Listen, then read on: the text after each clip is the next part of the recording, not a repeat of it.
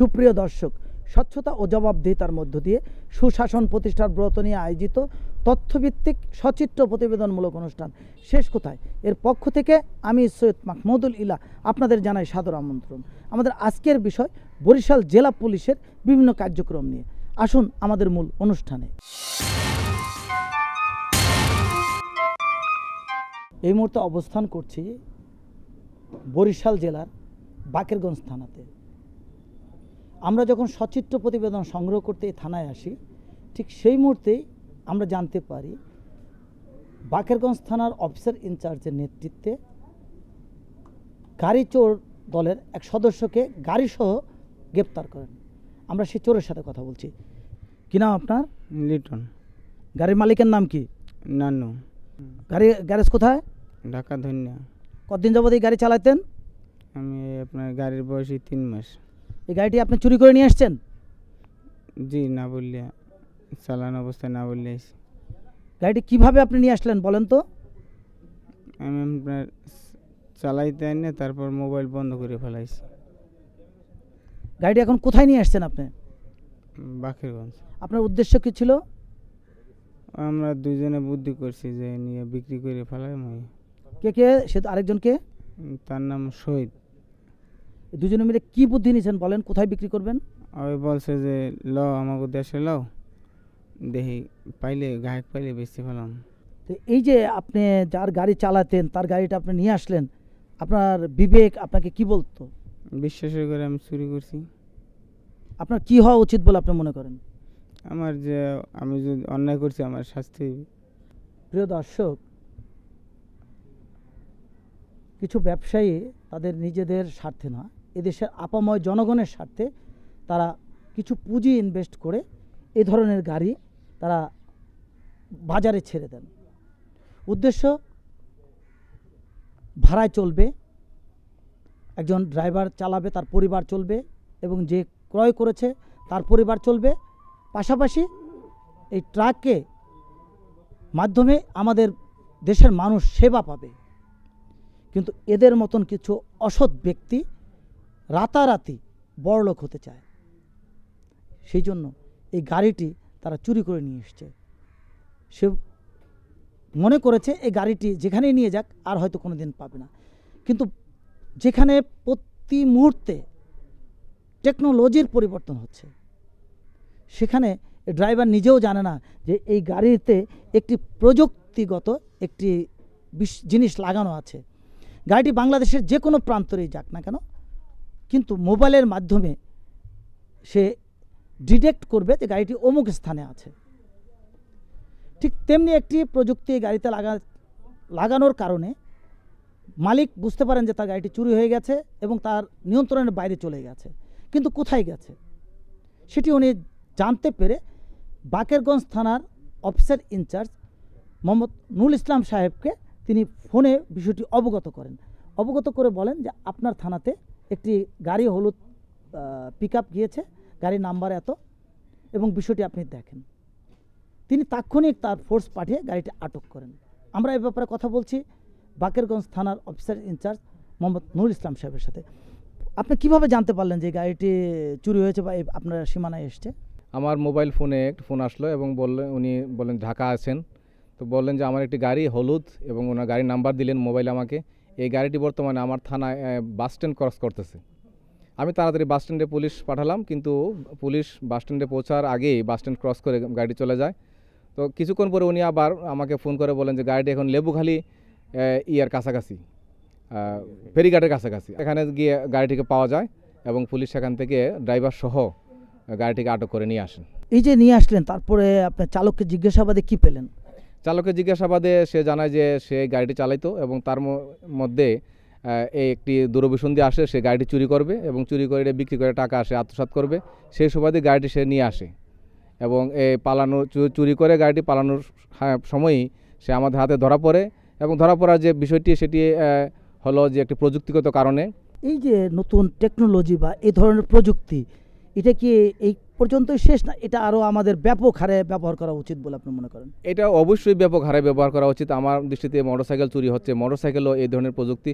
একটি প্রযুক্তি ব্যবহার করতে আমার মনে হয় 10 থেকে 12 হাজার এর বেশি টাকা খরচ হওয়ার কথা না। বা 20,000 যদি হয়, তো 20,000-এর বিনিময়ে এই গাড়ির দাম প্রায় 8 লক্ষ টাকা আমার জানা মতে। তো এই 20,000 টাকার বিনিময়ে তার 8 লক্ষ টাকার মালটি তার সেফ হয়ে গেল, নিরাপদ থাকলো।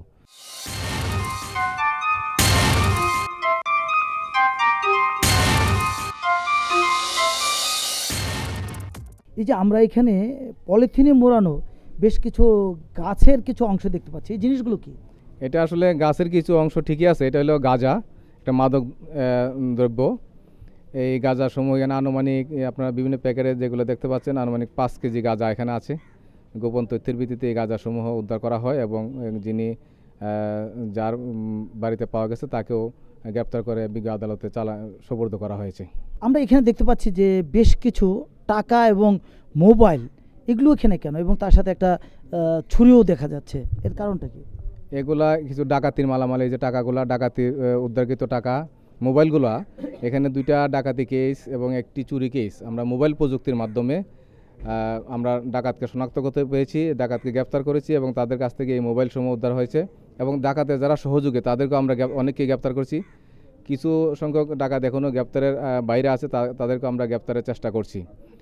আর এই যে ছুরিগুলো এই ডাকাতের সাথে পাওয়া যায়। ক্যাসেটগুলো আবার একটি ভিন্ন কাহিনী, এই ক্যাসেটগুলো দিয়েও একজন ভালো মানুষকে ফাঁসানোর চেষ্টা করছিল। কুরিয়ার সার্ভিসে এই ক্যাসেটগুলো একজনের নামে পাঠানো হয়, অথচ সে জানেই না তার নামে কী এসেছে।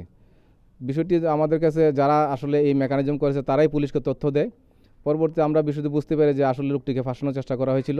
এই বিষয়টি আমরা এই ক্যাসেটগুলোকে সিজ করেছি এবং এর সঙ্গে যারা জড়িত, যারা ফাঁসানোর চেষ্টা করেছিল তাদেরকে আমরা খুঁজে বের করে আইনের আওতায় নিয়ে আসার চেষ্টা করছি।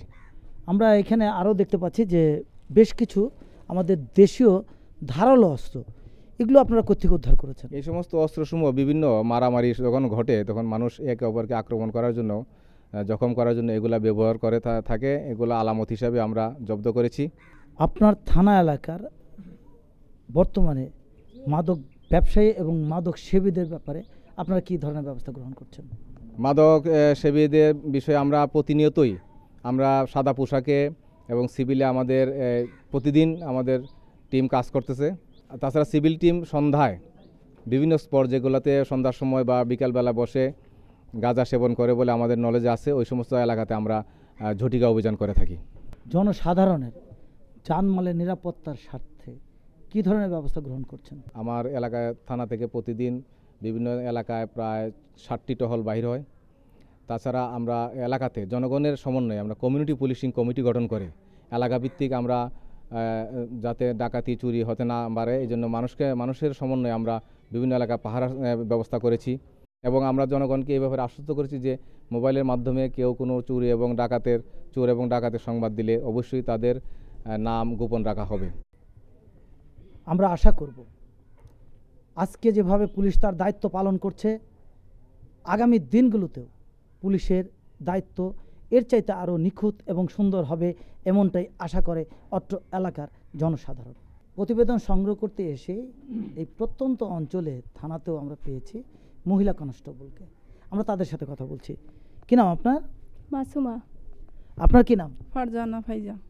এই যে আপনারা দায়িত্ব পালন করছেন, এখানে কিসের দায়িত্ব সাধারণত আপনারা পালন করেন? এখানে সাধারণত মহিলা ভিকটিম যারা আসে তাদেরকে নিয়ে হসপিটালে যাওয়া, তারপর মহিলা আসামি গ্রেপ্তার করা, এইসব কাজ আমরা করে থাকি। তাছাড়া অফিসের বিভিন্ন ধরনের কাজ করে থাকি। কথা বলছি বাকেরগঞ্জ থানা এলাকার জনসাধারণের সাথে। কী নাম আপনার? আমার নাম সবিতা রায়। কী করেন আপনি? আমি শিক্ষকতা করি। কখনো কোনো কাজে থানায় যান? যাই। থানাতে গেলে পুলিশ কি আপনারা যে কাজে যান সে কাজ করে? হ্যাঁ, অবশ্যই করে। টাকা পয়সা দিতে হয়? জি না। আমরা শুনেছি যে পুলিশকে টাকা না দিলে কাজ করে না। না, সেটা সত্য না। কী নাম আপনার? মোহাম্মদ আবু জাফর। থানাতে কোনো কাজে যান? অবশ্যই আসা পরে মাঝে মাঝে। যে কাজ নিয়ে আসেন সে কাজ করে দেয়? হ্যাঁ, ইনশাল্লাহ করে দেয়, দ্রুতবেগে করে। এই দ্রুতবেগে করার জন্য দ্রুতবেগে কত টাকা দেন? কোনো টাকা আমাদের কাছে নেয় না, এখন পর্যন্ত আমাদের কাছে কোনো টাকা পয়সা চায় না, বা আমরা এবার বলবো কেমন তারা যে টাকা চায়। পুলিশ এলাকায় টহল কেমন দিচ্ছে? জি, তাদের সার্ভিস সন্তোষজনক। ভালোভাবে কাজ করছে? জি, কাজ করছে। আমরা এই মুহূর্তে অবস্থান করছি বরিশাল জেলার বানারীপাড়া থানাতে। কথা বলছি অফিসার্স ইনচার্জ মোহাম্মদ আমিনুল হক সাহেবের সাথে। আপনার থানা এলাকার আইন শৃঙ্খলা পরিস্থিতি কেমন? থানার আইন শৃঙ্খলা পরিস্থিতি ভালো, কোনো সমস্যা নেই। আপনার এলাকার জনসাধারণের জানমালের নিরাপত্তার স্বার্থে আপনি কী ধরনের ব্যবস্থা গ্রহণ করছেন? জনগণের নিরাপত্তার স্বার্থে আমি পুলিশি টহল এবং প্লাস মাদক সেবী এবং সাজাপ্রাপ্ত আসামি, জিয়ার আসামি, পলাতক আসামিদেরকে গ্রেপ্তার করে কোর্টে সোপর্দ করছি, যাতে আইন শৃঙ্খলা পরিস্থিতি নিয়ন্ত্রণে থাকে। এলাকার জনগণ তাদের যে অধিকার, সেই অধিকার, যেমন পুলিশ জনগণের বন্ধু, জনগণ পুলিশের বন্ধু, জনগণ যদি থানায় আসে তাদের সেবা আপনারা কিভাবে দিচ্ছেন? না, জনগণ আসার সাথে সাথে তাদের বক্তব্য শুনি এবং অপরাধের ধরন অনুযায়ী, অপরাধের অনুযায়ী আমরা তাদের ব্যবস্থা নিই এবং তাৎক্ষণিক যদি জিডি করার মতন হয় জিডি করি, জিডি করে আপনি তাৎক্ষণিক একজন অফিসার নিয়োগ করি এবং সে তদন্তপূর্বক তাদের বিরুদ্ধে ব্যবস্থা গ্রহণ করে। কথা বলছি বানারীপাড়া থানা এলাকার জনসাধারণের সাথে। কী নাম আপনার? মোহাম্মদ মামুনুর রশিদ। কি করেন আপনি? আমি মৎস্য ব্যবসায়ী মেইন। কখনো কোনো কাজে থানাতে যান? হ্যাঁ, আসি, থানায় আসি। সে যে কাজের জন্য আসেন সে কাজটি থানা পুলিশ করে? হ্যাঁ হ্যাঁ, করে। কি নাম আপনার? আমার আসিয়া বেগম। কখনো কোনো কাজে থানায় যান? আসি। থানা পুলিশ সে কাজ করে?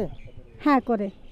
টাকা পয়সা, ভালো কাজ করে না? টাকা পয়সা দিতে হয়? না, টাকা পয়সা দিতে হয় না। আস্তে আস্তে বলুন, দিতে হয়? না, দিতে হয় পয়সা না। দিতে হয়? না, আমাকে পয়সা দিতে হয় না, আমাকে কাজ করে। পুলিশে শুনে দেবেন, সত্য বলেন। সত্যই বলি, আমরা মিথ্যে বলি। প্রিয় দর্শক, পুলিশ জনগণের বন্ধু, জনগণ পুলিশের বন্ধু। ইতিমধ্যে আপনারা দেখেছেন যে এলাকার জনসাধারণ বলছে পুলিশের কাছে আসলে পুলিশ তাদের দায়িত্ব পালন করছে। আমরা আশা করব বর্তমান সরকারের যে উদ্যোগ, পুলিশকে জনগণের কাছে যেতে হবে, জনগণের কাজ করতে হবে। আজকে যেভাবে জনগণ বলছে পুলিশ তাদের কাজ করছে, আমরা আশা করব আগামী দিনগুলোতেও পুলিশ তাদের ভূমিকা এর চাইতে আরও সুন্দর রাখবে এবং তাদের দায়িত্বে তারা কোনোভাবেই পিছু পা হবে না, এমনটাই আশা করে অত্র এলাকার জনসাধারণ।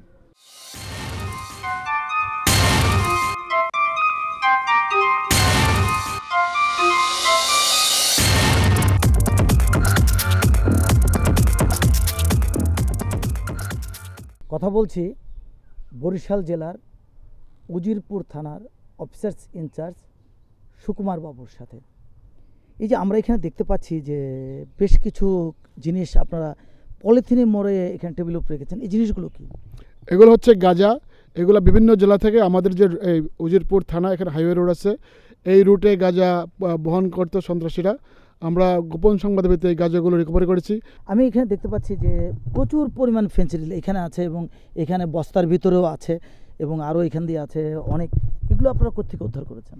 এগুলো আমাদের হাইওয়ে রোড থেকে উদ্ধার করেছি। আপনারা জানেন এই উজিরপুরের মাঝে যে ঢাকা বরিশাল যশোরের কানেক্টিং রোড আছে, এখান থেকে প্রাইভেট কার সহ বিভিন্নভাবে এরা গাঁজা এই আমাদের ফেন্সিডিল পরিবহন করে। এই ফেন্সিডিলগুলো আমরা রিকভারি করেছি প্রাইভেট কার সহ। এখানে 3টা প্রাইভেট কারও আছে, এগুলো আমরা ফেন্সিডিল বহন করাকালীন সময় হাতে হাতে ধরেছি। আমরা এখানে একটি অস্ত্র দেখতে পাচ্ছি, এই অস্ত্রটি আপনারা কোথেকে কীভাবে উদ্ধার করলেন? এই অস্ত্রটা আমরা গুঠিয়ার জনপদ থেকে উদ্ধার করেছি। আপনারা জানেন এটা 2007 সাল পর্যন্ত সর্বরা অধ্যুষিত সন্ত্রাসের জনপদ ছিল। তো মাননীয় প্রধানমন্ত্রীর নির্দেশনা এবং আমাদের মাননীয় পুলিশ সুপার সাহেবের কঠোর নির্দেশে এখানে আমাদের অক্লান্ত পরিশ্রমের কারণে আমরা সন্ত্রাস মুক্ত করতে পেরেছি এবং এটা আমাদের চিহ্নিত সন্ত্রাসীদের কাছ থেকে আমরা উদ্ধার করেছি। আমরা এখানে কিছু ব্যাতের কিছু দেখতে পাচ্ছি, যে ব্যাতের জিনিস, এই জিনিসগুলো কেন? এই বেতের এই ঢালগুলো আমরা উদ্ধার করেছি লাঠিয়াল বাহিনীর কাছ থেকে, যারা ওই যে ধানের সিজনে দৌরাত্ম দেখে মানুষের নিরীহ মানুষের ধান কেটে নেওয়ার পায়তারা করে, সেখান থেকে আমরা এগুলো উদ্ধার করতে পেরেছি। আমরা এখানে বেশ কিছু পোস্টার এবং বেশ কিছু বই দেখতে পাচ্ছি, এই বইগুলো আপনারা এখানে কেন রেখেছেন? এগুলো আমরা রিকভারি করেছি। মূলত এগুলো আমাদের উজিরপুরের একটা গ্রামে হিজবুল তাহরির আস্তানা গেড়েছিল। আমরা গোপন সংবাদের ভিত্তিতে আমরা সেই আস্তানা আমরা দখল করেছি এবং তাদেরকে উৎখাত করেছি। তাদের দখল থেকে আমরা এই বই, পোস্টার, লিফলেট সহ বিভিন্ন মালামাল আমরা রিকভারি করেছি। বস্তায় বস্তায় আরও মালামাল আমাদের কাছে আছে, এগুলো আমরা উদ্ধার করতে পেরেছি। প্রিয় দর্শক, এই যে জিনিসপত্র, এই সকল দেখলে আপনারা বুঝতে পারবেন যে পুলিশ এখন তাদের দায়িত্ব জ্ঞান সম্পর্কে কতটুকু সচেতন? পুলিশ বর্তমান সরকারের দিক নির্দেশনার প্রেক্ষাপটে বর্তমানে অনেক সচেতন। তারা এলাকার জনসাধারণের যে অধিকার, সেই অধিকার তারা বাস্তবায়ন করছে। এলাকার জনগণের দাবি, আজকে যেভাবে পুলিশ তাদের দায়িত্ব পালন করছে, যেভাবে সন্ত্রাসীদের গ্রেপ্তার করছে, যেভাবে এ ধরনের মাদক উদ্ধার করছে, আগামী দিনগুলোতেও তাদের এই চেষ্টা অব্যাহত থাকবে।